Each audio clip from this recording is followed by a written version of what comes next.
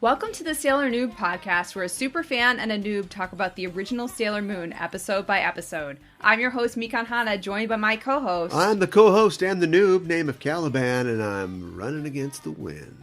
Yeah, and we're a couple of magical people ready to moon cosmic power make up this episode. Today we are talking about episode number 106, Ume no Kizuna, Uranasu no Toi Hi. In Japanese, The Bond of Destiny, Uranus's Distant Past, the English translation, and the English title, Related by Destiny. Okay. Yeah. Let's take an important episode. Do we got it? We got it. Now, let's make the title fairly generic. We did that too. Okay, good. All right. Yep. It seems like this episode's running against the wind. It does, doesn't it? I have to say that, like, against the wind. Nobody wants to hear about, an old white man talking about his music tastes. But the older... Here we go, folks. Maybe you do to listen to the show. I'm kidding. But, like, the older I get, I feel the inexorable pull to listen to Bob Seger and the Silver Bullet Band. Oh, no. A band that I didn't care anything about other than the one touchstone of... And you have to be old... How old are you? You have to be old enough for this. Slides in, the pink shirt, the underwear, glasses, right? I've actually never seen that movie, though. Yeah, but you get it. Yeah. But and that song literally is about, I like old music. Yes. So other than the cultural touchstone of Tom Cruise, when it was innocent for him to jump on a couch. All right. No real connection. And anytime I heard any Bob Seger, I'm like, okay, that's for old men. I don't really care. But then now when, Down on Main Street comes on to the radio, or Running Against the Wind comes on the radio, I'm like, yeah. Wish I didn't know now what I didn't know then. Yeah, I get it. It's cheesy, but there is a gravity. And to the sentiment, and he's, much older than I am, at this point, but like to the sentiment in those songs. And maybe ultimately that's what art is at the end, right? It is something that you connect to and relate to. And I don't like the idea that I become a different person with every day that goes by, but I guess that we all do, don't we? I can't believe that Bob Seger songs are the thing that I had to grow into. You think that it would be reading like the novels of Dostoevsky or something like that. Right. Do you know what I mean? But instead it's like, nope, Bob Seger and maybe Matlock, I guess. I don't know. What's in store? How do you feel about prune juice? No, I'm just kidding. All right. Yeah, I mean, we all kind of change and yet don't change like every day, right? Is there a female version of this? Not that we have to make everything so binary, but... Yeah, do we? Is there... Are you like, oh boy, now I really see that... Maybe it just hasn't hit me yet. I don't know what my Bob Seger equivalent is. So I don't know what I'm growing into. Let us know. Yeah. What's your Bob Seger if you're a woman? Yeah. And I don't want to, I can't suggest anything because I don't want to sound like I'm, I just asked you to accept seriously this stupid thing that I said. I'm like, no, this is a real thing. This is a real thing. So I don't want to even suggest anything. I'm going to leave it open to any suggestions if there are. Yes. But I just thought it was fitting because we are dealing with a character who is very young, but is still looking back even to their younger self and saying, wish I didn't know now what I didn't know then. Yes, absolutely. Well, would you like to give us a synopsis of today's episode? Yeah, well, speaking of that wind, Haruka is feeling it on her face, or she would be if she wasn't wearing a motorcycle helmet. Yes. Because she's on a motorcycle cruising, but we do not begin with a driving city pop soundtrack. It is completely silent, and we hear Haruka's thoughts. Mm-hmm. She thinks, back then, I wanted to become the wind. I wanted to free myself from gravity and soar through the sky. And Bob Seger, take some notes, buddy. And as she revs up and she shoots down the highway, we see an image of her in another place, in a flowing dress or a tunic or something. She looks like she's like an angel would be dressed in the Bible in an illustration. She's soaring through the sky, bathed in the sun. It's an atmospheric beginning as we smash to the title. When we come back, we see Haruka sitting on her motorcycle on a hill, looking down at a school. Yes. Verse 2. No. And she thinks, I was trying to escape my fate and win a new self with each battle I fought. And as she ruminates, we cut to the basement lab because, I don't know, maybe we're going to see what's on the other channel for a second. Right. Turn the dial over. Yes. And Dr. Giggles is running on a treadmill. And he says, moderate exercise helps stimulate brain activity. And I'm getting an idea. And he hits turbo mode and the treadmill speeds up. He's starting to get a real cryptkeeper vibe. Yeah. Like whatever the episode is about. He shows up in some kind of costume, like doing whatever the subject is. So like if the story was about a butcher, like the Crypt Keeper would have a paper hat and an apron and he'd be like, as a butcher, Lenny thought he was a cut above. Yes, and he had that wonderfully horrible grating laugh. Yes. And Dr. Giggles has a similar... And this is like, I mean, there's an ocean between these two properties, but they're coming out at about the same time. That's true. So... I'm saying Sailor Moon invented the Crypt Keeper on their own. I mean, the EC comics, but I mean just like in televisual form. Right. This is convergent evolution. Yes. So anyway, I don't know where we're going with this, but that's what he does now. The phone rings at Witch's 5 headquarters and Udial picks up and Dr. Giggles says, about our new target, let's get an athlete. And Udial says, I've got just the person. And on our computer, we see a dark-skinned woman with red hair. And Dr. G says, I have the perfect demon to accompany you. And he speeds up on the treadmill and he's laughing hysterically. Yes. And then he's coughing his lungs out. Yeah, I know. We see a hurdle, like a racing hurdle. Yeah. In the microwave. Yeah. And as it cooks evilly, we hear a voice scream, hurdle! Yeah. Box goes in the car. Udial drives the star car out of the elephant house at a zoo. I know. And as she does, we see this bit where an elephant like starts walking into the house and is like, whoop, nope, and just starts walking back out. And then the car comes out. At Shirakawa High School, our girls are on a campus visit. Yeah. Minako is hoping to be accepted next year, and if she does, she's thinking about joining the volleyball team if she comes here. Rei seems sure that she'll make it in, as she and Makoto have been working very hard recently. Not Usagi, though, as she takes pains to point out. I know. And Usagi predictably responds, but not as boisterously as you would expect. It's almost like the juice is running out of this bit that they keep doing. But we'll see. We'll see. And Usagi says, I felt kind of hurt by that look you intentionally gave me. And Rei says, oh yeah? And Usagi says, I'm serious. I felt our friendship was in danger. What's happening here? I don't know. Are they on their best behavior or something? No. And Rei's like, I wonder why. And the girls all start walking away, saying to Rei, it's so cool that the TA Academy has an escalator system. Not like going from floor 1 to floor 2. Right. What this means is it's a school that offers all grades, basically. So it's not like, hey, you're done, it's 8th grade, time's over. Like it, is fully inclusive. Like the Xavier Academy for gifted youngsters. Right. And so she doesn't have to take entrance exams. So then I'm like, wait, why are you studying with them every day then, Rei? Maybe it still goes on your record or something like that. But she is lucky. She doesn't have to worry about that. Yes. And she can become an X-Man one day. Yes. And she's got psychic powers. Yeah. And if it feels like I was building to some kind of joke with the thing between Rei and Usagi, well, the episode didn't go anywhere with it anyway, so don't blame me. Ami says, you'll be okay too, Usagi. And Usagi's touched. And Ami says, because you can get into any school if you pass the exam. And Usagi's like, oh. And again, I don't. Japanese school kid humor. Yeah. I'm moving towards Bob Seger, away from Japanese school kid humor. As the girls are discussing this, a student goes jogging by, and Mako says, it's Elsa Gray. Maybe you haven't heard of her. She's a competitive sprinter and hurdler at the national level. Why, thanks, Mako. I provide the exposition this week. And she has one earring, so make of that what you will. One earring like Haruka. Yes. Also a gold hoop. And Yes. she does emulate Haruka. The girls all sit down for a conversation with Elsa Gray, and she asks them, "So you're looking at the school, huh?" And Mako says, "Well, we don't know yet." And Elsa tries to help them make up their minds by pinching Mako and Monaco's behinds. That rhymed. Put that to music, Bob Seger. Yeah. Pinching Mako and Monaco's behinds.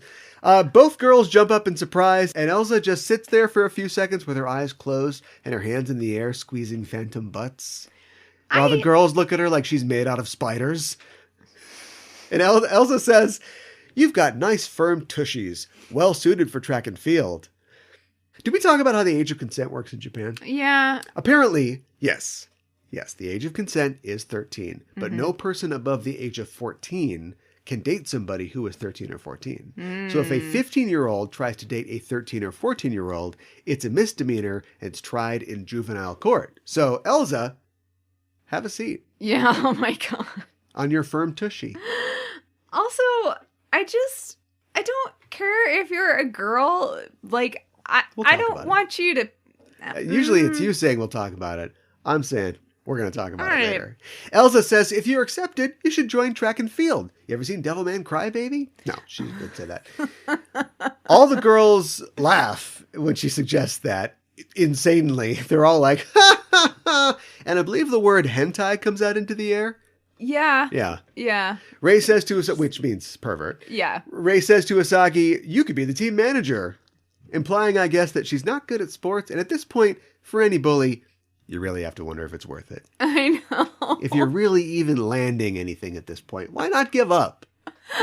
And Usagi seems to reflect this by saying, "I'm just not good at sports," which, fair enough. Yeah. Minako was impressed that Elsa practices without the rest of the team, but maybe the rest of the team and their firm little tushies won't practice with her anymore. Oh my god. Maybe they've got a firm little restraining order against her.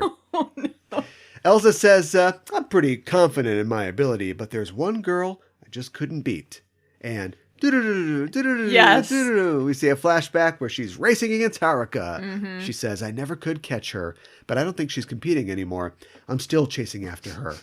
And Usagi thinks, "Kakui." Yeah. Sure. I know. I was like, is it? The girls thank Elsa and she takes off. I have to imagine the girls are somewhat relieved when she does. But just then, a white station wagon pulls up, and inside, Udial confirms that she's found her target. In the branches of a nearby tree, Haruka waits, observing I know. her natural environment. Yes. Back to the girls, Usagi says she'll have to ganbatte if Yes. she wants to come to this school and get finger blasted by Elsa, I guess? Yeah, I'm not exactly sure what anybody wants in this episode at this point and why they want it. And as I kind of predicted, I think that we were heading here. I just don't like how the episode built it. Rei relents and she tells Usagi, "You're not stupid.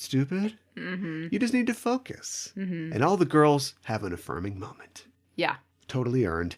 But a scream is heard. Yes. And we see that Udial is already out of the car. She's backed Elsa against a tree.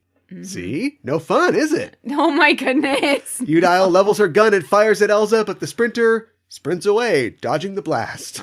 Which does not produce a heart crystal from a tree. Sorry, plant sentientists. Trees are not alive, says Sailor Moon canon. No hearts. Well, they don't have... Maybe...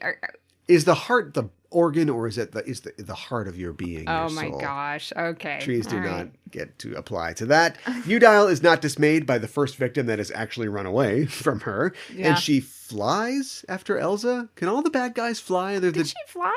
She's floating in the air. Oh. It's I like the guess I missed that. Decepticons. They can all fly, and the Autobots have to drive everywhere. Doesn't seem fair, does it? And as she chases after Elsa, she says, "I can see why you're on the track team." Okay. And she levels her gun for another shot, but we hear, "Hey!" And Udial looks over to the branches of a different tree, I guess, Yeah. where all 5 transformed Sailor Scouts are perched. Haruka is not hiding awkwardly behind the other side of the trunk, and that seems like a missed opportunity. Definitely missed a beat there. Yeah. Sailor Moon says, "I won't let you bad people threaten a wholesome high school life." Wholesome. Yeah, All 5 girls leap down and say, "We are the Sailor team who fight for love and justice, and in the name of the moon we'll punish you." Udile's like, oh, great, you guys. I Come know. forth, demon. And she fires a starter pistol into the air. Out of the back of the car explodes Hurdle, a very energetic demon who is part running shoe, just to drive the point home. Yeah. Udile says, deal with these girls. And Hurdle runs at the Senshi. But Venus fires off a love me chain. No, Venus. That's what she wants. I know. Because Hurdle hurdles over the chain. I know. And throws her hurdle line at the Senshi, binding them all in place. Uh-huh. A lot of getting tied up in the last few episodes. What is this, Wonder Woman? Hurdle draws her line tight as Haruka watches from behind a tree. She calls Michiru on her watch and says, Elsa Gray is under attack. And she's right. As Elsa runs away, she is blasted in the back by Udile's gun, revealing her heart crystal as the Senshi can only watch helplessly. Yeah. While this transpires, Haruka goes into full film noir voiceover, saying, Michiru and I both know Elsa Gray. Elsa was the one that introduced me to Michiru. It was a dark and tushy night. Oh, no. It happened before I awakened as Sailor Uranus. Which, maybe it is Uranus, I guess. We see the familiar vision of Apocalypse that Rei has been having, but not recently. Yes. But in it, we see Haruka. Mm-hmm. She says, visions of destruction had sunk my heart into shadow. But in her vision, Sailor Neptune appears and says, the silence is coming. You need to find the Messiah quickly. We're the only ones who can. And as Haruka comes out of her vision, we see that we're at a high school track meet. Yes. Which is a nice transition. Yeah. We sort of do into the vision and we do out and we're in the past. Yeah. That's nice. I guess it's not high school because this is before. It's probably their last junior high meet. I think it's junior high, yeah. Elsa is there and she says, I hear you're fast. Look who's talking.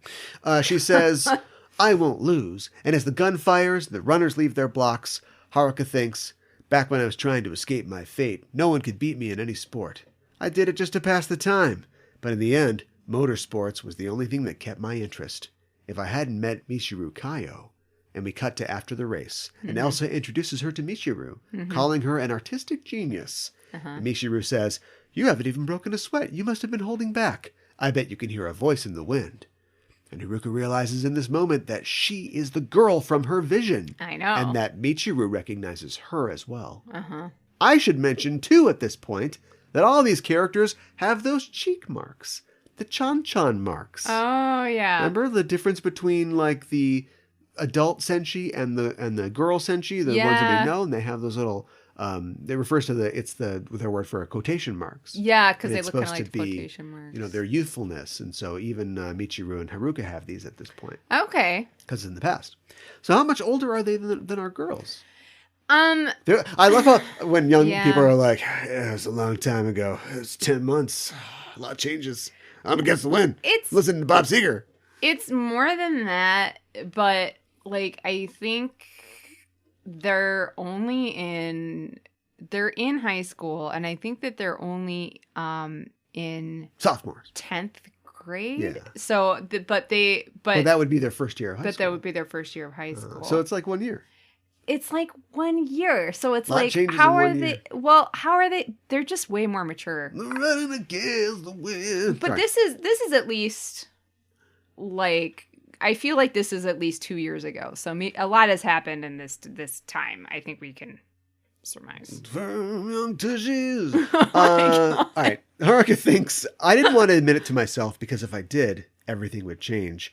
Which may not be a metaphor for coming out, but it's a good one nonetheless. Yeah. It's kind of what's happening here. It is. We will also get into that later. In the past, though, she just picks up her gym bag and says, what do you want with me? And Michiru says, will you model for me? And Haruka says, pass. I do not care about that kind of thing. I love that it's just like her random English pass. Pass. Yeah.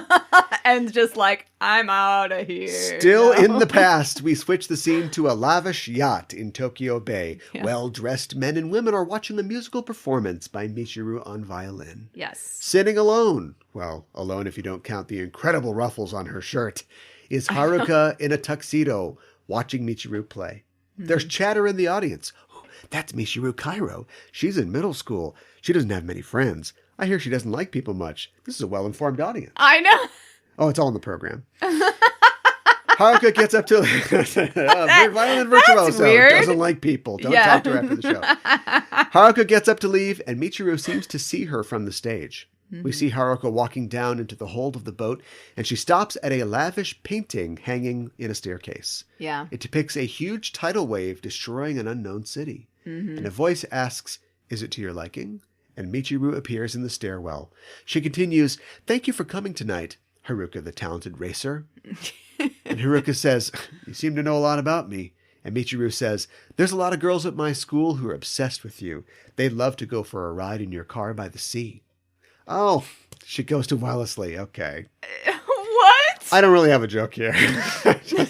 Isn't that the scuttlebutt about Wellesley, at least back in the day? It's funny. I was reading an article about Wellesley in Rolling Stone, and it was all about like the students' love lives, you know, the sex life at Wellesley. And it was all like, "Oh, there's a lot of dudes pounding girls at Wellesley." And it's like, that's not what I hear. There's a tradition at Wellesley, I think they still do it, called the Dyke Ball, which has been around since like the late 80s, early 90s. Oh, wow. So it feels like somebody like commissioned Rolling Stone. Can you be a beard for our school? That's weird. Yeah. If that's the case. Well, I mean, and I didn't go to Wellesley. I know some people that went, but I'm just saying that was always like what I heard. Sure. And I didn't have any opinion about it like until later. And I was like, well, I wonder if that's true or not and why it has that reputation. Right. And then I was reading this Rolling Stone article in 2001 and I'm like, this seems sus. Yeah. There's definitely been an episode of Will and Grace where with this energy, where it's like, no, give me that beer. I'm totally straight. Right, right. Be you, Wellesley. Do you. That's all I'm saying. Haruka ignores the comment about the car by the sea, but she says of this painting, "The end of the world. I'm surprised that a girl who looks like she couldn't kill a bug could paint such a fantasy." So lesbians can be sexist too. Yeah, it's not. Michiru becomes, becomes upset at this and says, "It's not a fantasy. I can see it clearly, just like you." And Haruka thinks, this is dumb. I'm Japan's best racer. Memories of my past life and the end of the world, they're no concern of mine. If somebody has to do it, you should do it on your own. Stop looking into me without my permission. And Michiru says, "Stop being selfish. I don't want to do this either. I want to be a violinist. I don't want to save the world from destruction." And they stare each other down. The next day, at the car racing track, Haruka is in her racing gear, sponsored by Haruka brand cigarettes. Ah, Haruka brand cigarettes. You've come a long way, baby. I don't want to equate people to cigarettes. Hashtag no filter. She walks into her garage and careful. Okay. That's an expensive computer you're blowing coffee onto. Yeah. She walks into her garage and sees a young boy who is in some kind of distress. New episode now, I guess. We don't know who this kid is. No. He's having a bad time. Yes. And when Haruka tries to help him, he transforms into a Yoma or a demon, some kind of creature. We don't know the classification here. I think maybe a demon, because there's no demon egg, but we see like the silhouette of a dark spirit like we've seen before with demon objects. It goes into him. He becomes like this giant worm-looking guy. It's very terrifying. Yes. Haruka she grabs a pipe and she's about to beat it to death. But then she sees a vision of the boy trapped inside pleading for help. And she hesitates and the monster lunges at her, knocking her down. And as it goes in for the kill, a burst of light appears and forms into a blue transformation pen. Haruka reaches out for it, entranced. But before she can grab it, a voice calls out, "Don't!" And the pen drops to the floor. Michiru stands in the doorway saying, "If you touch it, you can't go back to a normal life." And I guess the monster's just waiting while they finish this conversation. Just very polite. I'll stay. No, you guys got stuff. Yeah, I understand. right. I understand. Michiru raises her own transformation pen and becomes Sailor Neptune. Yes. And Haruko is like, "What?" And the monster's like, "Oh, is it me now? Okay." And he lunges at Neptune, his jaws slavering. Neptune dodges out of the way and the monster crashes into the wall. Haruka stands in between Neptune and the monster, says, "No, it was a human just a second ago. This is murder." But Neptune simply says, "The silence is coming. If I don't do this, there will be more casualties." And Haruka says, "Are you saying that the end justifies the means? is that our whole character arc? And Neptune says, yes, that is the conflict our characters will embody. Yes. We are playing the subtext. We're playing it hard. Yes. At this point, the monster gets sick of waiting, and he explodes forth. Yeah. Neptune knocks Haruka out of the way, and she is raked by the creature's claws or fangs or whatever it has. It's got something. I don't know if it has arms. It's probably more teeth or fangs. Anyway, she's hurt by this thing. Yeah. And she is stunned, but before she can react, Neptune fires a deep submerge, which returns the monster to human form. Mm-hmm. Neptune collapses into Haruka's arms, and even though Haruka assures her that the monster is human once again, Neptune bemoans that she may have to kill someone next time. She says she's not all right with it, but it's what she chose. Mm-hmm. She's a guardian. Yeah. Haruka wonders why she protects her, and she looks at her wounded arm, saying that she's jeopardizing her future as a violinist. Mm-hmm. Michiru says that she didn't dig up information on her because she was a guardian. She knew who she was for a long time. Mm-hmm. She was watching her since her first race. She wanted to go for a ride in her car by the sea. Mm-hmm. Michiru says, you're always honest with your feelings, but Haruka says, I'm not honest. I run away. And Michiru says, I know you better than you know yourself. I've been watching you for so long. I don't want you to walk the same path as me, but when I discovered who you were, I was so happy. I'm sorry, I wasn't planning on telling you this. Mm-hmm. And Haruka looks over to the discarded transformation pen as we cut back to the schoolyard in present day. Woo, remember the beginning of the episode? We're back. Yeah. Present day, present time. As Haruka lifts her transformation pen while Michiru, now present, says, it's time to go to work. Yep. Uranus, planet power, make up, and Neptune, planet power, make up, as both girls become Uranus and Neptune. Awesome song, by the way. Yeah. Love their song. I love their song, too. Uranus fires a world shaking at Udile, knocking the heart crystal from her hands as Neptune karate chops the sailors free from their bonds. Mm-hmm. And Udile says, too many sailors, I'm out of here. Yeah. Hurdle, take care of this. Hurdle once again fires a hurdle line, but the sailors leap out of the way, and Mars unleashes a burning mandala. Hurdle is too quick, though, and runs out of the way of it, but she's not quick enough, however, to escape Uranus, who says, I'm the wind after all, and grabs onto the demon, calling for Neptune to strike. Neptune gives with a deep submerge, and Uranus leaps to safety at the last second as Hurdle is transfixed by the attack. Mm-hmm. Neptune yells, now Sailor Moon! And we get the MSHA for the win. Yes. She ain't gonna run no more. No. Inspecting the crystal, the outer senshi determine it's not a talisman and return it to Elsa, who awakens, undoubtedly happy to be surrounded by girls in miniskirts. Oh my goodness. Watch your tushies, Sailor Scouts. Oy. Uranus and Neptune walk away to the sound of corduroy pants. They're making this weird like zip, zip, zip sound. I don't know what it's supposed to be. They wore the fishnet tights today. I don't know what it is. And Venus says, I hate to admit it, but those two are powerful. Yep. We return to our picture of Heruka from the start of the episode, seemingly floating, suspended in light. Mm-hmm. As Haruka says, I ended up choosing this path. I've accepted that I'm a Sailor Guardian.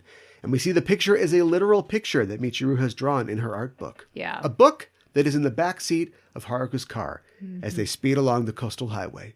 Yes. Haruka says, I can't afford to stay still, and every day is a battle. But, and she says out loud to Michiru, I'm glad I met you. Mm-hmm. And Michiru's like, Haruka says, let's continue to run together. I won't let you go home tonight.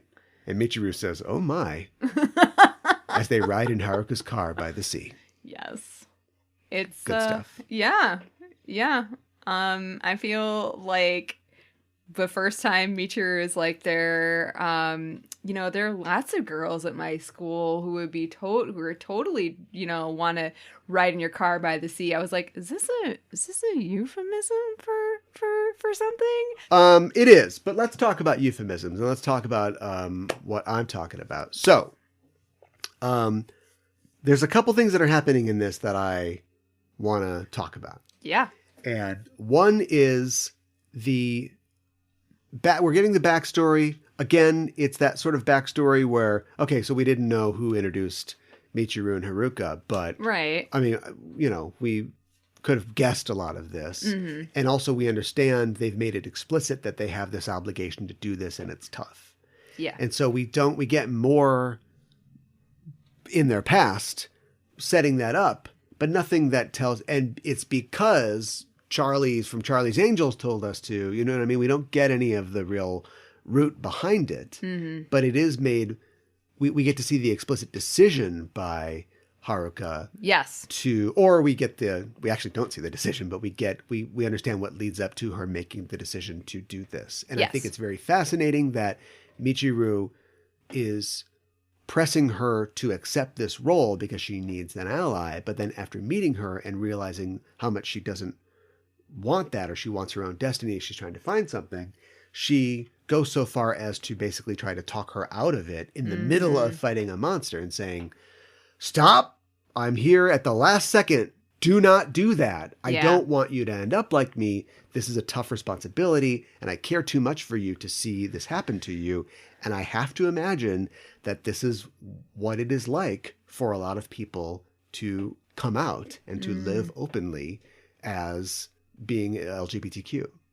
Not that people would try to stop them necessarily, right? But for somebody to say, I went from thinking like, am I gay or am I bisexual? Am I something like that? Do I say anything? Right. Do I just keep living my life? I don't want it to change. And somebody who does have their life change and then finds that now I am this, and it's not always as easy as I thought it was going to be. Right. If there was some magic wand, literally a transformation pen, something that I could wave to make it easier for you, another person who is going through the same thing, it's so tragic because if you want to take this metaphor the whole way, by accepting this, they are living who they are being themselves, and they're living their full self. But they also now feel like they are tied to this horrible destiny where they're on this fatalistic track. And that that's where the metaphor now stops. Like that has nothing to do with being an LGBTQ person. But it reminded me of vampires. A lot of Okay. Please explain. So a lot of times being a vampire is a metaphor for being gay. You've seen that's true. Interview with the Vampire. Wow, I know, right? And it's like the gayest movie that you could make in 1997 or whenever it was made. But they weren't gay. If you ask, well, you can't ask her now, but if you had asked Anne Rice later, she'd be like, no, they're not gay. Sure, they're not gay. Yeah. Sure, they're not gay. Right. But this idea of like, I can show you this world, splendid, wonderful. Sparkle, right. and all that, and glittery. And, but like, I don't know if you want this, Right. And so like, it's seen as like, unfortunately, I think it's seen as a curse sometimes. Like, hey, let's just switch over to vampires. Yeah. Hey, Louis, we're going to have a great time. We're going to be cruise around New Orleans. We're going to feed off of prostitutes. We're going to be together forever. It's going to be fun. But, it's rough. It's rough. Yeah. Because you got to go kill people. You got to live at night. You got to do all these things. Right. And I mean, that is true for people who need to hide their identity, or people who want to live their identity but find themselves in communities or states, that don't accept them and discriminate against them. Or families. And so it's almost like, I want to do this for you. Yeah. This is definitely where you're heading and this is good. Yeah. But once I do, now you've got this on you, this, this mark. You will always be this person. And I feel like that fits so well, it can't be a mistake. It does fit really well. It can't be a mistake. It has to be intentional. It has to be. I think you're absolutely 100% also, right. They get attacked by a dick monster. Whoa. Isn't the weird Yoma just like a big phallic thing that attacks? It literally has everything else is a anthropomorphic running shoe, and this thing is just a giant worm. Like they're getting attacked by a dick. Did I take it too far? You did, and also there's a reason. So no. If there's some kind of secret thing, save it for Villain Gauge. But it's not really a secret thing necessarily. I mean, I guess. Well, it should be.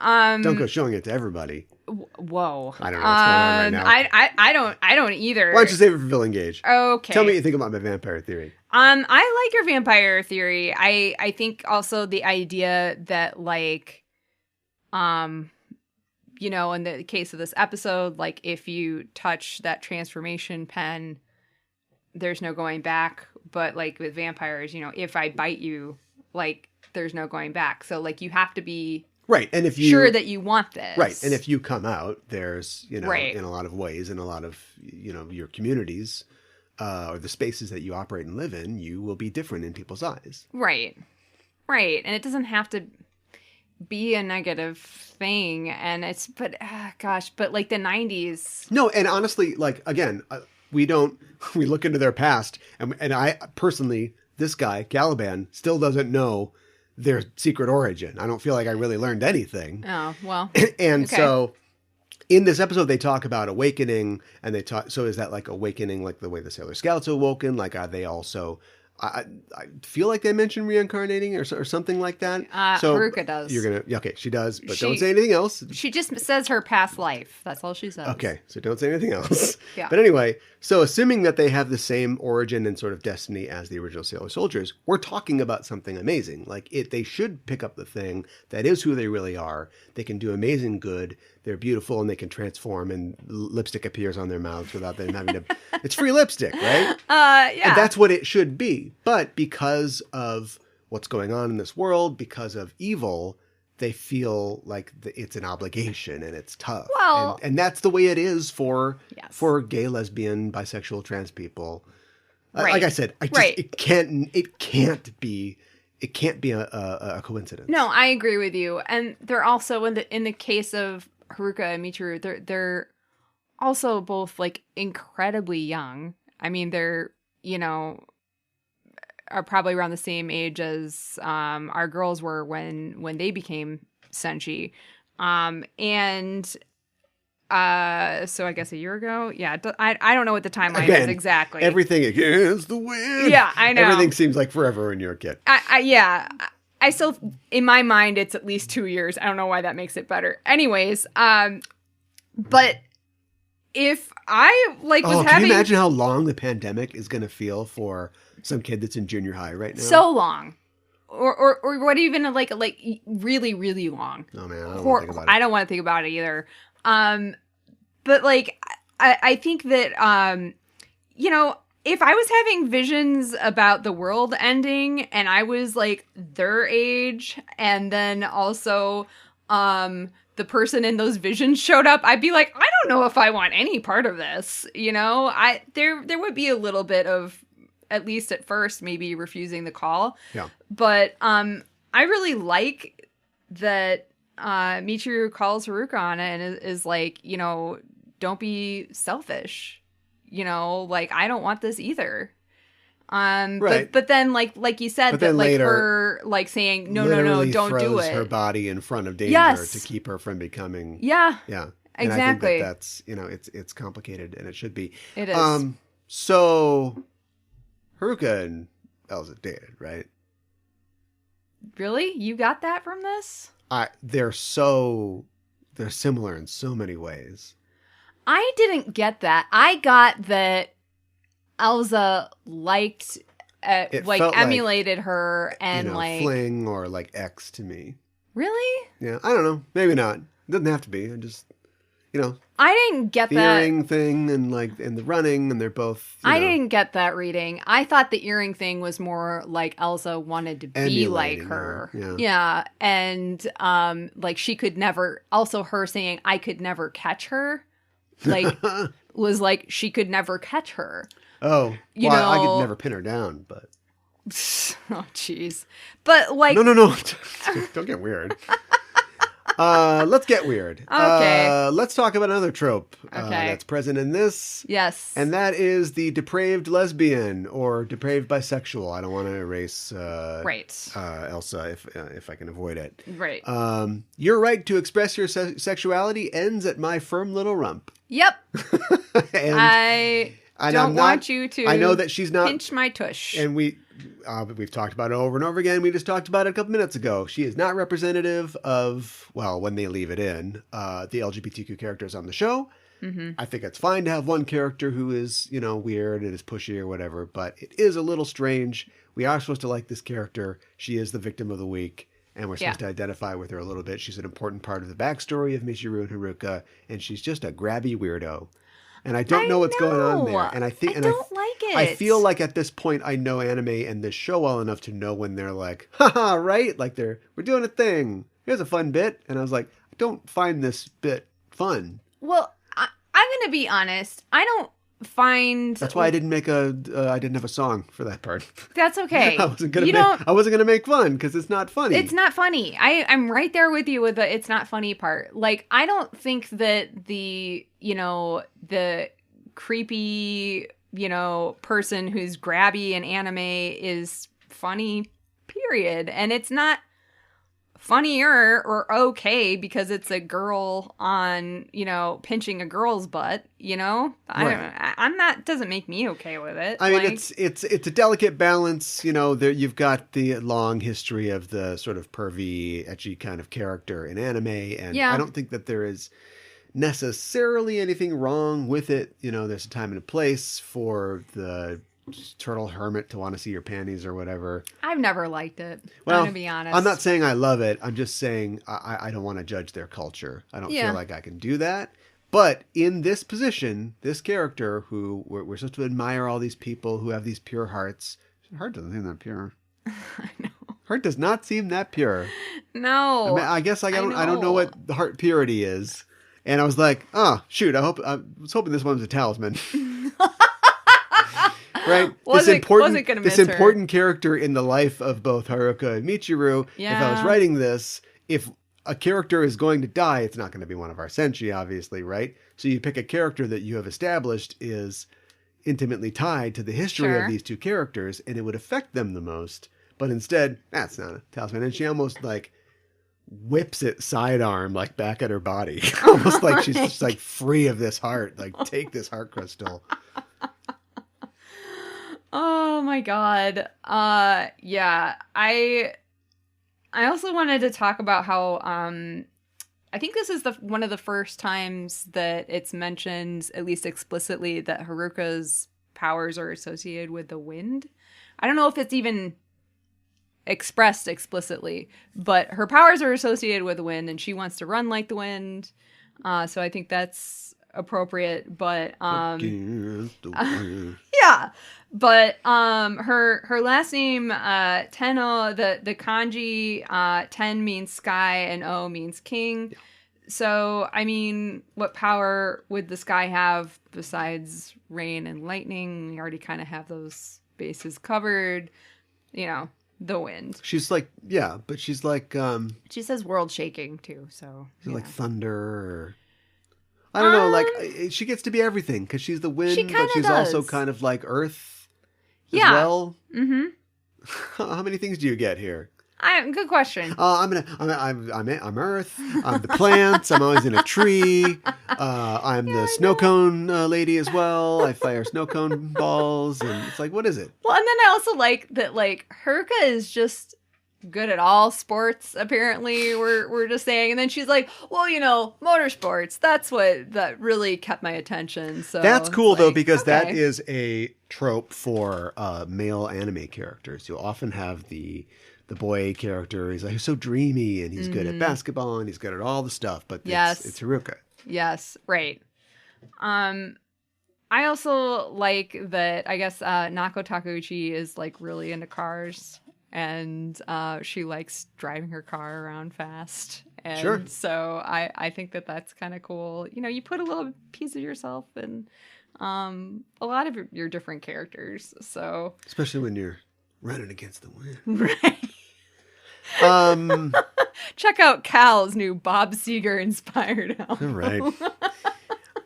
Yeah, Bob Seger and the Silver Millennium Band. Yeah, right.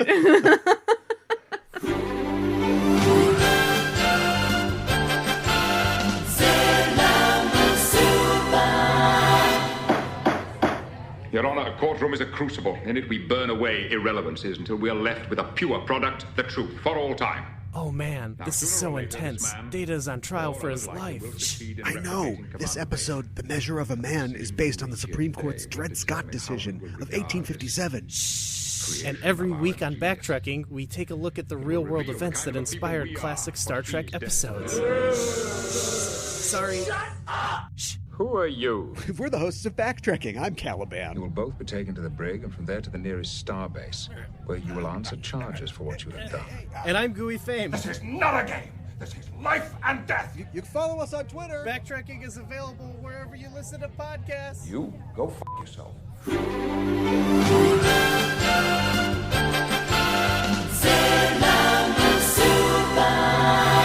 Kyoro Kyoro Miru, or Curiously Looking Around, we talk about elements of Japanese culture within the episode. Today we are going to talk about the 1964 Olympics in Tokyo, Japan. All Yeah. right. Yeah. I'm excited. So, the 1964 Summer Olympics, commonly known as Tokyo 1964, were held from October 10th to the 24th in 1964 in Tokyo. The games were scheduled for mid-October to avoid the city's midsummer heat and humidity, Right. and the September typhoon season. Yeah, the Summer Olympics, everyone. I know. I know. But the previous Olympics in Rome in 1960 started in late August and experienced really hot weather. And the following games in 1968 in Mexico City also began in October. But I think we're just back to just being full on in the summer again, I think. Yeah. But yeah, so there's that. It is important to note that Tokyo had been awarded the organization of the 1940 Summer Olympics, but this was passed to Helsinki due to Japan's invasion of China before ultimately being canceled due to World War II. Yeah. So Not going to be able to do that one. No, we're not doing that one. Sorry, folks. Yeah, sorry. Yeah. No playing squash in Nagasaki. No. Not this year. No, that's not not going to happening. happen. Yeah. No. Tokyo 1964 was incredibly important to Japan, mainly because they wanted to show the world that they could be peaceful and welcoming hosts, that they had recovered from the war, and that they had a lot to culturally offer the rest of the world. Academics have described Tokyo 1964 as being very successful at all of these goals, and it was so successful that academics often describe it as an excellent example of nation branding, and leave it to Japan to be excellent at nation branding. They're like, we're different. Yeah. Check this out. We're going to sell you on our technology and our hundreds of years of historical and cultural. I have many leather-bound books. Yeah. My apartment smells of rich tatami. I know. And we're wearing jeans. Yeah. That's a new thing we're doing. Yeah. Check this out. Yeah, exactly. The 1964 Summer Games were the first Olympics held in Asia, so this was a really big deal. But I think we also just need to, I guess, recognize that this was less than 20 years after the war. Yeah. And I think, so that's another, this is why this was so huge on a really grand scale. And it's not like, I don't want to say that like Tokyo was like, I mean, like a lot of like big cities in Japan, Burned out.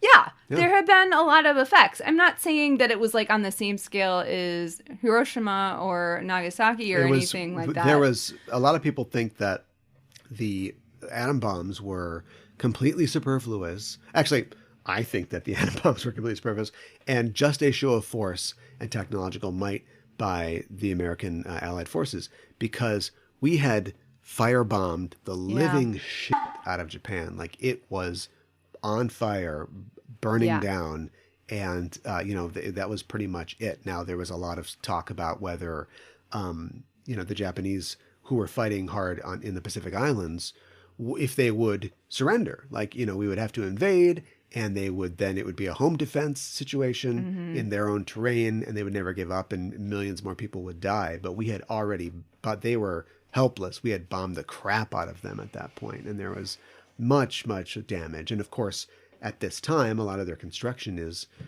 wood, is straw, so they're very vulnerable to fires and stuff like that. And so it was the fact that they would turn it around so fast and go, no, just new buildings. Check it out. Yeah. We got buildings, everybody. Right. Come on, run around over here. Jump up and down. Yeah, exactly. The 1964 games were also the first to, so there I'm going to talk first about a lot of technological things that happened at the games and some other new things that happened at the games as well. Sure. So they were the first to be telecast internationally without the need for tapes to be flown overseas. That was a thing that they did. Yeah. As had been done for the 1960 Olympics just 4 years prior. The games were telecast to the United States using Syncom 3, the first geostationary communication satellite. I think they were actually working with NASA, I believe. And from there to Europe using Relay 1, an older satellite, which allowed only 15 to 20 minutes of broadcast during each of its orbits. Sure. Total broadcast time of programs delivered via satellite was 5 hours 41 minutes in the US and 12 hours 27 minutes in Europe. And for some reason longer in Canada, 14 hours 18 minutes in Canada. Huh. Pictures were received via satellite in the United States, Canada, and 21 countries in Europe. Huh. So this was huge. Yeah. These were also the first Olympic Games to have color telecasts, but I want to preface partially. Certain events such as the sumo wrestling and judo matches, these are largely events that were incredibly popular in Japan, Right. were tried out using Toshiba's new color transmission system, and this was only for the Japanese market. But still, some new technology that was tried out at the time. The 1964 Olympics were also the last to use a traditional cinder track for the track events. Since 1968, a smooth, synthetic, all-weather track has been used. Seiko became the Olympic Games official timekeeper at these games as well. For swimming, a new timing system started the clock by the sound of the starter gun. So it was tied to the sound of the starter gun, and it was stopped with touchpads. And they also helped with the photo finish using a photograph with lines on it, and was first introduced as well to determine the results of sprints. And this made it possible to gather results down to 1/100th of a second. And I'm sure it all worked perfectly. Well, I don't know about it all working perfectly, but when you introduce a bunch of new technology, nothing ever goes wrong. Right. As a visual aid for the foreign visitors to the games, 1964 was the first Olympics to use pictograms created by Masasa Katsumiya to represent each event visually. Huh. This became a standard visual component of the modern Olympics ever since. The pictograms were so popular that design critics have accredited them with forever changing the idea of graphic design. I know. They're viewed as one of the earliest representations of replacing words with images to overcome language barriers. So I think that's really cool. And now, The Office. Yeah. Little guy with a briefcase. Yeah, nice. I like that. And at these particular games, there were 20 different pictograms for all of the sports competitions. All the sports that were there were competition for, as well as 39 further symbols to give kind of general information, Toilet. Right, exactly. But what's this picture of a hole in the ground? What? I have to go to the bathroom. Well, interestingly enough, you should say that because there were a lot of facilities that that had Western toilets for more or less the first time because of the Olympics. Interesting. As well. So yes. the Japanese people are like, "What's this picture of a rounded chair?" Yeah. What is this? I don't get it. The start of operations for the first Japanese bullet train, or the Tokaido Shinkansen, between Tokyo Station and Shin Osaka Station, was scheduled to coincide with the Olympic Games. The first regularly scheduled train ran just 9 days before the opening of the games, transporting passengers 515 kilometers or 320 miles in about 4 hours, and connecting the 3 major metropolitan areas of Tokyo, Nagoya, and Osaka. The Tokyo Monorail, which connected Tokyo's Haneda Airport with the centrally located Hamamatsu-cho station, was also completed in time for the 1964 games. Numerous already planned upgrades to both highways and commuter rail lines were rescheduled for completion in time for the games. Of the 8 main expressways approved by the Tokyo Metropolitan Government in 1959, which I think is when they won the bid to host the Olympics. Number 1 and number 4 and a portion of number 2 and number 3 were completed for the games. 2 subway lines totaling 22 kilometers or 14 miles were also completed in time for the games. Also, there were a lot of buildings, like you were saying, a lot of hotels were built. Of course, you know, you have to build a stadium and that sort of thing, but also just more modern buildings were being built as well. Yeah, I mean, you know, I just, you know, here's the secret. I don't like the Olympics. I think it's exploitative and generally bad. But I do think that it's interesting that a country like Japan that, you know, was had the position that they did in the world, you know, after the World War and during the World War, did like turn everything around. And this, the idea, divorced from the geopolitics of it, the idea of this country, you know, coming out, having this be their like coming out ball, just 20 years after being completely devastated by losing in the war, is fascinating. It is. Life in Tokyo was completely changed due to the games, but not all of the changes were positive ones. Oh, okay. The construction projects resulted in environmental damage, forced relocation for residents. There we go. Loss of industry. In addition, corruption by politicians and construction companies resulted in cost overruns and shoddy work. So there. All right. Yeah. One article that I read pointed out, and I just never even thought about it because I was like, oh my gosh, it's so cool. The Shinkansen was completed in time for the games. The games are in Tokyo. Mm-hmm. Why does somebody need to travel 320, you know, like way far away to Osaka in 4 hours? Are they going to realistically, if they're attending the Tokyo Games, realistically going to be staying in Osaka? Probably not. I don't know. But, you know, the goal of completing the first Shinkansen line was to, you know, impress the world with Japan's innovation, which it accomplished. Yeah. But what doesn't get talked about often is that the project went extremely over budget and ended up costing close to 1 billion USD, which was almost twice the original budget of the project. Oh, God. Which is, you know, it's a lot.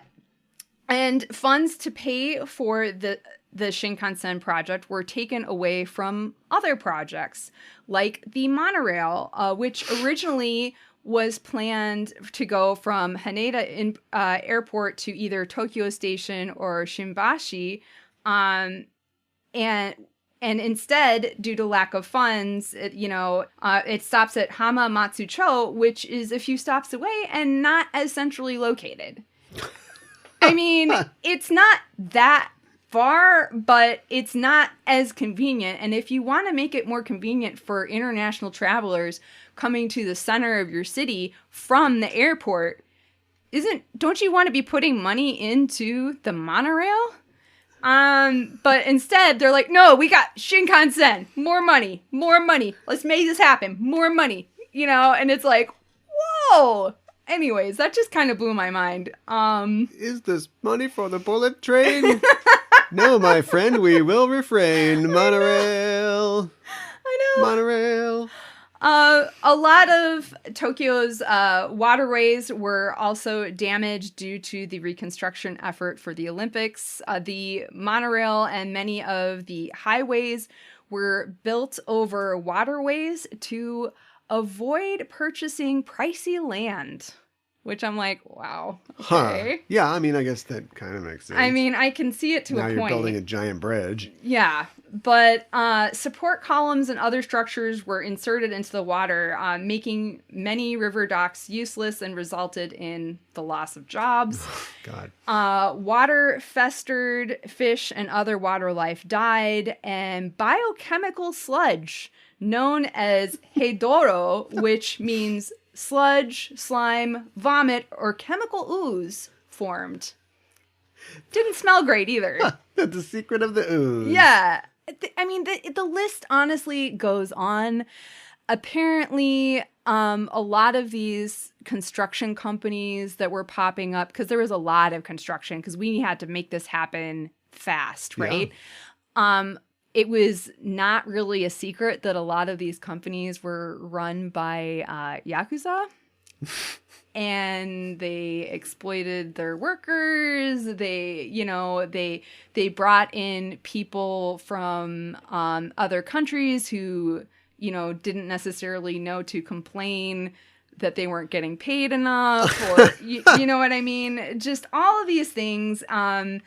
There's politicians who are just being really weird about like the construction and everything too, and all these highways and stuff like that. That apparently somebody who used to live in Tokyo were like, yeah, they gifted us with these eyesores of highways because it just has to go here, and it's like, well, now I can't see that bridge that, was built during the Meiji era because of where you put but whatever. It is what it is, right? It's a big, sprawling metropolitan. Oh yeah, you're gonna modernize. Yeah, that's right. Yes. And these heavily tattooed men are gonna help you do it. Get them, boys. Get in there. Build all over them. I know. Although the laws in Japan allegedly protected residents, Japanese authorities found ways to pressure residents out of their homes in order to further construction, such as offering small amounts of money and appealing to an uncooperative occupant's sense of patriotism. Oh boy. And if that didn't work, intimidating them with investigation of breaches of minor city codes or public shaming. Good old public shaming, which I think works way more in Japan than it would in the U.S. Because in the U.S. you'd just be like, so? Right. Well, yeah, that's a badge of honor. Yeah. Yeah, I know. Huh. That's interesting that I could definitely see some old Japanese guy who's like, my grandfather's grandfather was born in this house. I'm not going anywhere. Right. And holding out to the end. And then they put a poster up saying like, isn't Mr. Otaka stinky? And he's like, oh, I got to get out of here. I know. They got me on that one. It's not great. Yeah. But honestly, even more than people getting relocated, this is the one I think that bums me out the most. In preparation for the games, around 200,000 stray cats and dogs were rounded up and put to sleep. Always killing the cats and dogs. And this was mainly done for cosmetic reasons. Yep. And I think it's awful. Yeah. I'm sure that PETA or somebody, every time the Olympics comes to town is like, they're going to kill all the dogs. Does anybody care about this? I know. I mean, they did it in Sochi. I mean, people were upset about that. Yeah. Yep, it's a dogpacolypse. It's not great. Let's find. I mean, okay. I don't know how bad the stray problem was during the war, but I feel like you could probably find a better solution to find actual homes for these pets. I did want to try to end this on a somewhat positive note. But so Since they were awarded the games in 1959, the Japanese government introduced the Sports Promotion Act, and this put out measures promoting sports at local and national levels, and consequently became largely one of the main reasons why there were sports clubs and training clinics throughout the country that were really important to especially young Japanese people's lives. Huh. So I think that that's really interesting, and I think that this kind of enthusiasm they experienced for the Olympics really gave them a lot of enthusiasm for sports as well as just being proud of their country and everything. And I think that they wanted to continue to instill that in young people. That's interesting. I mean, there's participation by all countries, in the Olympics, and I wonder if there are any countries that, for whatever reason, are just like, we're good. Do you know what I mean? To the point where there's a John Candy movie about the Jamaicans wanting to have a bobsled team because everybody wants to get a piece of this, right? But I can envision an alternate universe where Japan just kind of goes back to like, we're going to sell you radios, but we got to do our own thing. Right. But instead they're like, no, we want to sit at the table. We want to be a part of this. And then it also encouraged sports and fitness day. It became a cultural thing where it's like, no, we're going to play volleyball. And we're going to do all this. And we're going to be a part of this, the international community in this way, as well as other ways. And that is, of course, continued, to this day. Itadakimasu with Usagi. What did Usagi eat in this episode?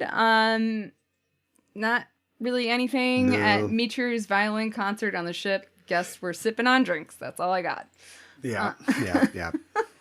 No time to eat. No. Feeling engaged, we rate a baddie 1 to 5 dark stars, 5 being the most wicked. The daemon in this episode is named Hurdle or Hadara in Japanese. Her name is obviously a reference to a hurdle, which is Hadoru in Japanese. Yeah. So just the vowel sound of U was swapped for an A for the daemon's name. Not really a big mystery there. Her design. So she has... This is another daemon that people who aren't necessarily familiar with Sailor Moon will be like, point out and be like, what is this? What am I looking at here? So she has pink skin, she's got pointy ears, she's got black eyes with a ton of blue eyeshadow, mascara, and green lipstick. She's got purple curly hair, which is tied back in a red ribbon. And her shirt/chest is one large tennis shoe. Yes. In case you don't get what's going on here. She's got uniboob. Well, she's got unibody. Yeah, like her whole... The middle of her body is a shoe. Yeah. I want to run something by you, and I want you to... this is going to be another great moment on radio. Oh, boy. Here is a picture of FloJo. Oh, okay. Do you feel that at all? A little bit. Her curly or kind of kinky hair that she's got, and the earrings. I got and it's pulled back in the ponytail like that. It felt very late 80s, early 90s, international competitor, track and field type person. And FloJo would have been running right about that time. Okay. I didn't understand why, like, plus FloJo loved purple and pink leotards and that sort of thing. Well, I liked her leotard more than Hurdle's outfit in this, but because it's got like one leg. It's cool. Yeah. That's cool. Maybe they didn't want to go too explicit with that. Okay, that's fine. I guess I was like, I didn't understand why she had a lot of jewelry and like makeup. I was like, okay. Well, remember, I didn't get it. They're women first. I know. Monsters second. Well, and speaking about women first, she, of course, has high heel versions of tennis shoes. Yes, she does. wow. But, whatever. Yeah. They're kind of cute, but very impractical for somebody who's hurtling and running around. Well, yeah. But she, the shoe is mostly, her uniboob is mostly white with a blue sole and blue accents. And underneath her shoe is what looks like a red starting block. That's kind of what I thought maybe it was. Maybe. Often used, for track events. She is wearing a black and white striped bikini bottom and arm warmers to mimic the top of a hurdle. And she is wearing the gold hoop earrings, 2 gold bangles on her left wrist, and 2 gold bangle anklets on her right ankle. Yeah. So, I guess we are up to our rating. Well, did you mention her chalk line drawer? Is that what that is? Yeah, she's got the little thing with wheels on it that she swings at them, right? And that would be, in track and field or in sport, there's chalk in there. Yeah. And you pull it along a thing and it drops the chalk out to make a fault line, in the ag line. Okay. Also, so she whips it out and right. like chalk comes out of it, but it turns into like a ribbon that goes around the girls, and that is the finish line that a runner would cross. Okay. So it's sure. like 2 right. kinds of lines. It's like a visual play on words. Okay. Right. That's what I got out of it. I didn't do sports. I thought it was some sort of chalk liney thing. I looked up chalk line and track, and all I got was the tool for doing lines on walls and stuff like that. So, sure. I can see that. Now that you say finish line, that makes a lot of sense to me. Yeah. So anyways, up to our rating. I think it looks like a uniboob. I'm not really into her design overall. It's the one shoe thing that really, I don't really like that much. Yeah. But this would have made more sense to me if the original object had been like a shoe or a pair of shoes. But whatever. I don't know how you put a googly eyes on a hurdle and it's like, oh, I'm a monster. They could have tried. Yeah, the rest of the design was okay. I really like the black and white stripes, incorporating that throughout the look. So I thought that was like cool. Beetlejuice. I guess. I guess that would be. It's not a whole suit. Those would be vertical stripes. Yeah. Yeah. Well, they were. Well. No, not on her. Not on her arms. Perpendicular. Yeah, but the bikini I think was vertical stripes. Yeah. But yeah, and now that you mentioned the chalk thing, that's interesting. But I feel like her attacks were okay, and she was able to trap all 5 of our main girls. So I'm gonna give her 2 out of 5 dark stars. To never know where it's going. It's she's got this going for 2. I give her 2. Yeah, well, never tell. I'm gonna give her a 3 because I don't feel like making a decision really. This is another thing where you just pull something out of the closet, whatever hits the ground, or you're stuffing a closet full of track and field gear. I get what they're going for. I think the concept takes over the outfit. Although I did like the rest of her, I liked her energy, I liked her hair and how she comes out and she's like, up. She's always running everywhere. The chalk play on words was interesting and it, had a utility to it. But really this entire episode is dominated by the flashback between Michiru and Haruka. And so she's just there as window dressing, as really our sailors are as well. Yeah, they are. So it's not her fault necessarily. I'm willing to go with a 3. Yeah, okay. Farewell, my lovely. Oh, do. It's another daily double. We've got 2 monsters in this episode, don't we? Oh, yeah. The daemon that appeared in the flashback looks a lot like the daemons in the manga. So this is a Nako Takeuchi inspired daemon. And it's explicit that it's a dick monster. Do they have a name or what is it? They're just called daemon. Do they? Is there more than one of them? Yes. And the way that it worked in the manga was they well, I don't want to give too much away. I'm not. Fair enough. But they were basically went into they were humans, and when they became they kind of like became infected or what have you, and like broke out. They did like kind of break out of people's backs, and it was really gross like this. And they looked very similar and teethy and disturbing. And I think that the girls, when they first run into it, they don't know that they used to be humans. I don't think they kill them because that they don't do that. But I think it's an interesting choice that Michiru almost kills this kid. Interesting. Yes. So I don't know. Do we want to? That's a little special little treat for fans of the manga. It is, and you know, it's interesting too because I've a lot of the sites that I go to, I was like, they were like, I don't know what this monster is, and I was like, really? You guys haven't read the manga? Who's really the noob? That's what I want to know.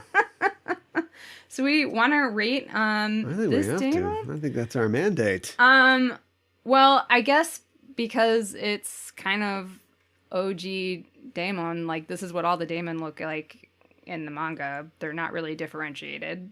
I'll give it a 4 because I think it's pretty terrifying. I think you would be surprised. There are a lot of things in the manga that Nako comes up with that are not really super cute and are, you know, can be really out there. And so yeah, I think it's scary. I'm gonna give it a 4.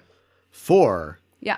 Well, I feel bad about going through all this, forcing you to talk about it, and then only giving it a 3, which is scarcely a rating at all. But we don't really get a sense of that's true. What it's capable of, although it does mess up Michiru pretty bad.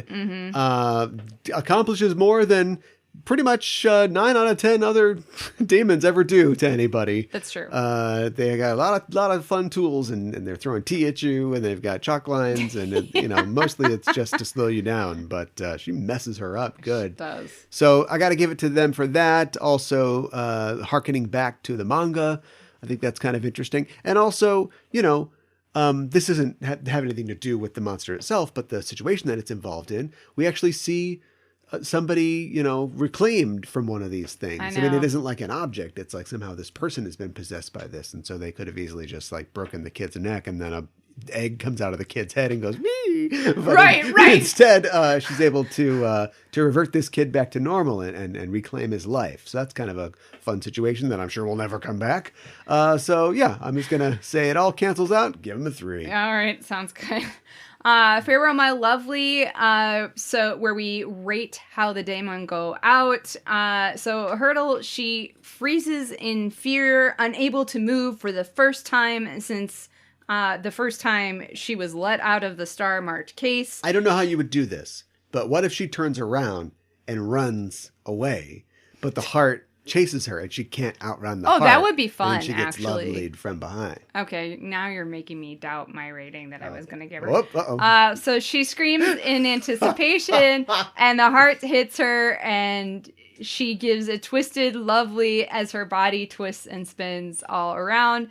So I was going to give this 5 out of 5, but now with what you said, I think I have to give it 4 out of 5. Oh, no, I lowered the rating. Yeah. Really, 5? Well, we don't... Listen. No, hey, look, it's your rating. We don't always get a lot from these, so... No, it's your rating. Yeah. It's fine. I think she's giving us a lot in these last couple of seconds. I disagree. All right. I think, once again, I like it when they say or do something. I guess we didn't establish that she had a big vocabulary, so she's kind of already down a foot there, so to speak. She just sort of freezes, she gets hit by the thing. It was long, but it didn't like successive ones feel like it was longer every time. Although I did like the fact that when she did finally get hit and she did the flip sort of over, impossibly turning so we can see her boobs and butt at the same time, like she's drawn by Rob Liefeld. Oh my God. It took on the form of her jumping over a hurdle or doing a pole vault. I thought the where pole they vault do that, too. that weird arch to go over the thing. And Yeah. so it was part of her idiom, and that recovers it. So just getting a 3. Oh, all right. Fair enough. It's all 3s. Yeah. Subu or Dubu, where we talk about the most interesting differences between the sub or the dub. So in the dub, anything regarding Haruka and Michiru's past was rewritten. The site that I use, unfortunately, didn't go into any of the specifics.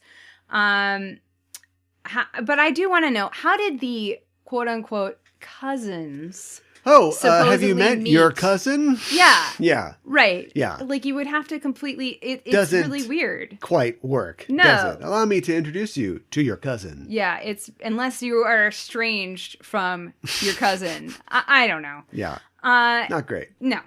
At some point in the dub, I don't know where, Amara says, quote, "Riddle me this, Batman." I don't know. Why? I don't know. I really have no idea. Although I got a great idea for a crossover. Oh my God.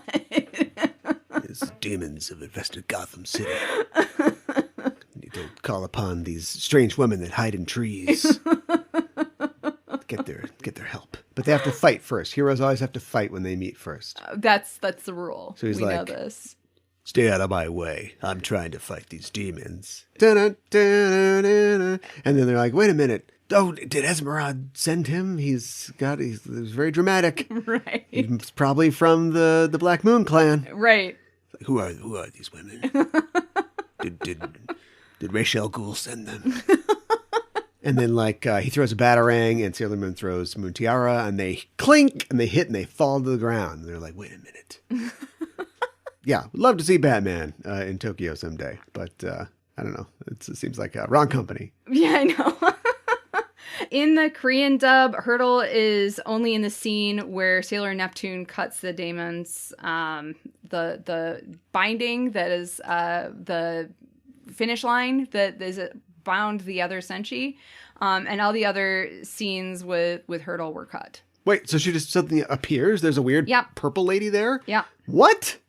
I think they were like, I don't know. Maybe it was the uniboob. I don't know what it was, or the one shoe or something. They were like, okay, all right.